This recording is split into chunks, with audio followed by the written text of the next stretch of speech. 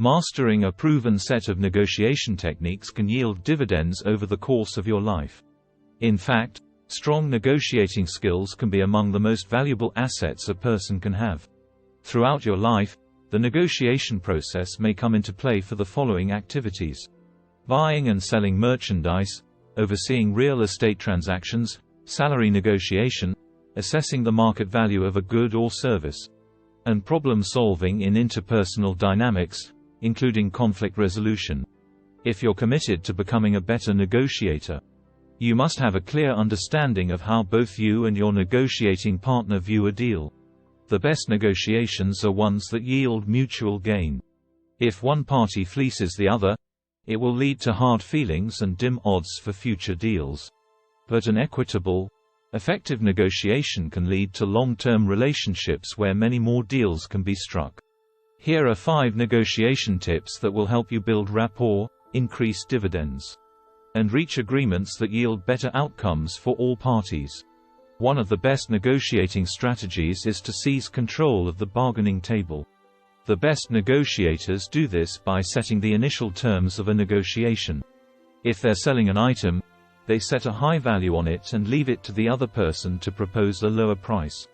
Research has shown that final prices tend to be higher when the seller sets the opening offer, and prices tend to be lower when the buyer offers first.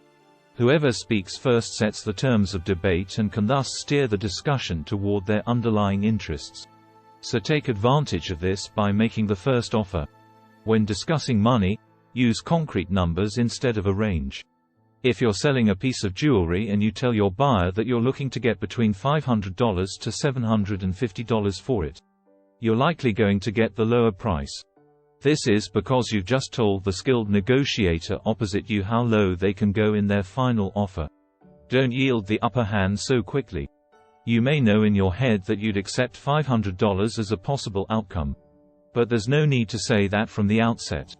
Don't be afraid to say the price is $750, and if the other person wants to pay less, they'll say as much. Only talk as much as you need to. One of the shrewdest negotiation strategies is to harness the power of silence.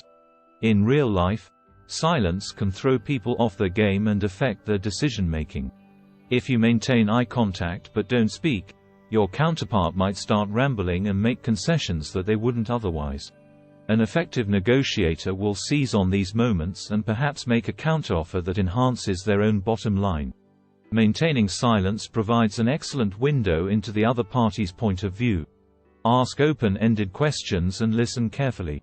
When you're trying to get your way, it rarely pays to ask simple yes or no questions. To make a back-and-forth dialogue work for you, ask open-ended questions that make the other party seed valuable information. For instance, if you're mulling a new job offer but don't like the initial terms offered, don't ask a binary question like, "Is this your final offer?" as something open-ended like, "What would you say if I told you I simply couldn't make this salary work for me?" This course of action puts pressure on the person trying to hire you.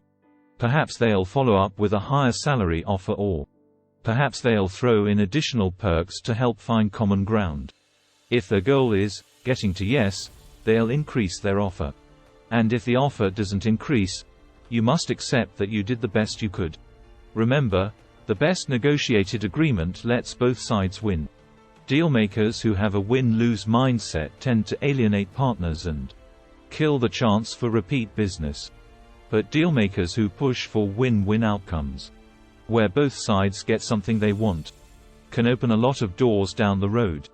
If you approach everything like a scramble for a fixed pie of benefits, you can slip into cutthroat behavior that could damage your professional reputation.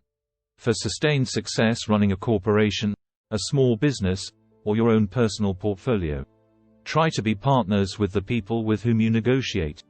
Attune your listening skills and watch their body language. And above all, stay honest. Don't be the kind of person who sells damaged goods or cheats someone out of money that is rightfully theirs. If you approach each business deal ethically and with a win-win mentality, you'll set yourself up for a lifetime of fruitful partnerships.